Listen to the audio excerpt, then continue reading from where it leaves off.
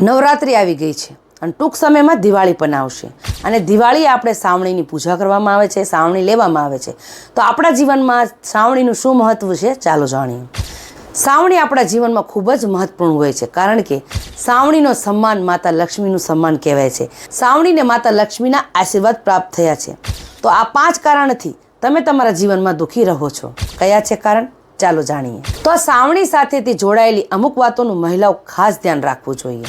તમારા ઘરમાંથી કોઈ પણ સદસ્ય ઘરથી બહાર જતા હોય ત્યારે ક્યારેય તરત જ વાળવું ના જોઈએ, કારણ કે એ વ્યક્તિ જે કાર્ય માટે બહાર જતા હોય છે એ કાર્યમાં વિઘ્ન આવવા લાગે છે અને એમને એમના કાર્યમાં સફળતા નથી મળતી. બીજું, ઘણી મહિલાઓને આદત હોય છે કે સાવણીને પગ લગાડતી હોય છે. આ આદત ક્યારેય ન હોવું જોઈએ, કારણ કે સાવણી માતા લક્ષ્મીનું પ્રતીક કહેવાય છે. ત્રીજું, સાવણીને ક્યારેય ઊભી ન રાખવી જોઈએ, કારણ કે સાવણી ઊભી રાખવાથી ઘરમાં કંકાસ થવા લાગે છે અને માતા લક્ષ્મીજીનું ઘરમાં ક્ષય થવા લાગે છે.